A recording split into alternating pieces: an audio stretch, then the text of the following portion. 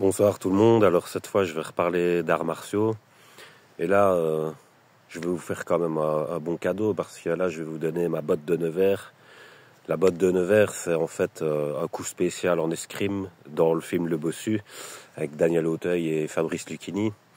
D'ailleurs c'est un des meilleurs rôles de Fabrice Lucchini dans ce film là, vraiment incroyable.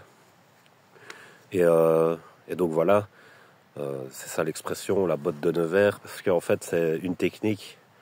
Enfin, c'est un principe qui est déjà connu, mais en fait, moi, je l'ai poussé plus pour en réfléchissant moi-même. En fait, c'est pour ça que je dis que c'est quand même un cadeau parce que c'est un truc que j'ai réfléchi moi-même et pas qu'on m'a appris.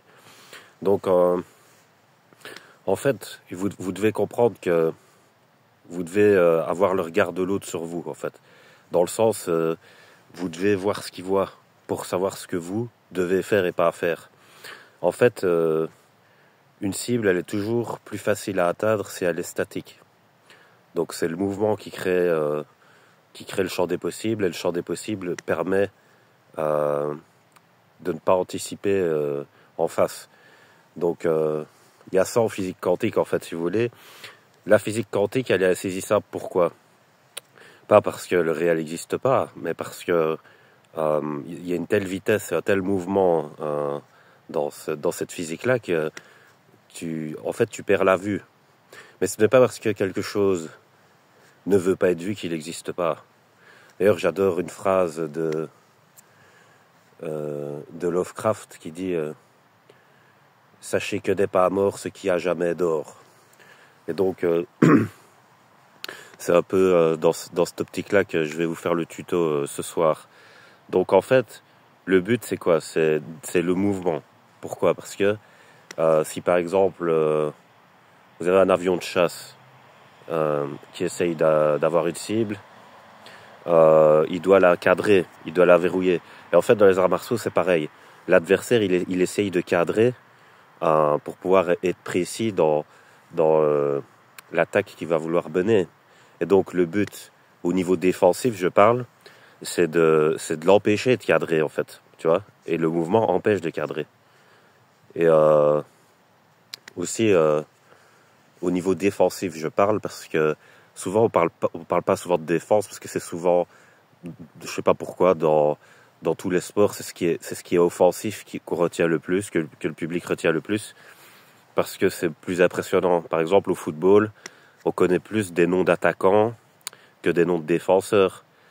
Tu vois, des noms d'attaquants, t'en as plein, tu peux faire toute une liste. Par contre, des défenseurs connus, le plus connu, c'est Maldini, qui a pris sa retraite depuis un moment, mais c'est un super défenseur parce que il arrivait chaque fois à bien tacler les joueurs proprement, à récupérer des balles en interceptant des passes et tout.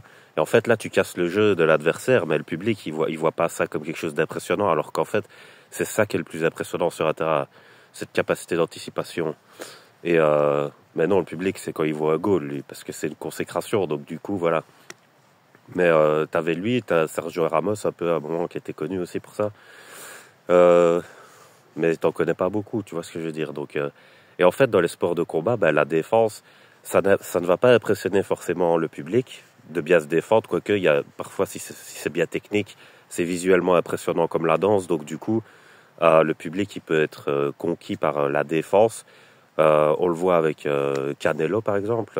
Lui niveau défense, c'est abusé. Floyd Mayweather aussi, défense de fou. Euh, et en fait, pour le combattant lui-même, la défense, c'est super important parce que c'est ce qui le protège lui, même si ça se voit pas. Et donc, c'est pour ça qu'il faut entraîner ça. Donc voilà, j'ai fini la partie théorique. Maintenant, je vais vous montrer les différents trucs que je fais pour créer le mouvement, mais aussi créer donc le champ des possibles. C'est-à-dire que mon ennemi sait pas ce que je vais faire. Il est censé pas le savoir si je le fais correctement. Tu vois, et en fait, quand tu es statique, ben, comme il n'y a pas de mouvement, ben, l'adversaire il peut direct cadrer. Alors après, il y en a, ils décident de combattre comme ça, mais c'est plus alors vers les poids lourds et tout, parce que eux, ils s'assoient sur leur appui et mais ils ont une défense, vous voyez. Ça veut dire, en fait, faut choisir entre être en mouvement, mais se permettre d'avoir une défense un peu molle, tu vois, parce que ben, il va y avoir des ratés. et l'autre il va pas te toucher. Mais par contre, si tu choisis d'être statique, il faut avoir une défense solide, quoi. Tu vois, c'est un peu comme un siège, quoi. Si tu veux, tu dois avoir des remparts, quoi. Parce que si tu laisses aller alors que t'es statique, alors là vraiment c'est pas bon du tout. Tu vois, là faut au moins des deux. Et c'est encore mieux quand si tu te défends tout en étant en mouvement. Et ça, c'était le cas de Mike Tyson, par exemple. En fait, les derniers combats de Mike Tyson, parce qu'il est âgé maintenant, on l'a pas vu dans le meilleur de sa boxe. Je vais expliquer pourquoi. Parce que sa boxe à lui, elle était basée. Les gens ils croient que c'était sur ses poings, mais c'est pas ça. La boxe de Mike Tyson était basée sur ses cuisses. C'était ça son point fort en fait. Et Mohamed Ali, lui, c'était ses déplacements aussi. Quand il faisait son jeu de jambes. Et donc, mais en fait, Mike Tyson, c'était ses cuisses son point fort. Qu'est-ce qu'il travaillait quand il était jeune. Il arrivait même à faire de la corde en descendant sur ses cuisses. Donc, il faisait qu'entraîner ça. Et c'est ça qui a fait qu'il était très puissant parce que il était très mobile. Mais en fait, avec la vieillesse, le cartilage, il s'en va. Tu vois, tu rouilles, tu vois. Donc, du coup, il sait plus bien se mettre sur ses jambes, alors que c'était là que se situait la qualité de sa boxe. Tu vois, c'est un peu comme ouais, je sais, là, je vais faire vraiment une parenthèse culturelle, mais c'est un peu comme le film Samson et Dalila. Samson, sa force réside dans ses cheveux, et en fait, Dalila, elle le trahit, elle fait couper ses cheveux, donc il perd sa force. Voilà. Et c'est un peu ça, on voit ça dans le film.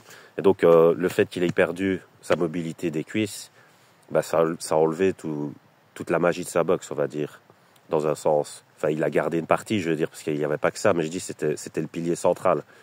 C'était la colonne vertébrale de sa boxe. Donc voilà, je vais vous montrer 2-3 trucs maintenant que j'ai fait la théorie. Euh, ou alors peut-être que je vais faire en 2 parties. C'est peut-être mieux parce que voilà, si je rate le truc, je dois recommencer la vidéo. J'ai pas envie de redire tout ce que je vais te dire.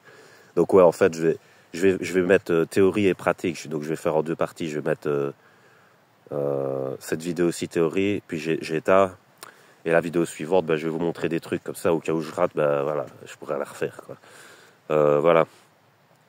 Donc, niveau théorique, ce qu'il faut retenir, c'est que, comme en physique quantique, le mouvement crée l'insaisissable. Et en fait, ça crée du hasard aussi, tu vois. Allez, l'intelligence de ce qui est insaisissable crée le hasard pour celui qui essaye de saisir. Tu vois, sinon, il y aurait pas de liberté dans le monde, en fait, tu vois. Tout serait déjà préécrit et il y aurait pas ce qu'on appelle la possibilité. Le terme même n'existerait pas, en fait. Donc, c'est comme ça que ça se passe, quoi. Voilà pour la partie théorique. Donc, je vous laisse et à tout de suite pour la partie pratique.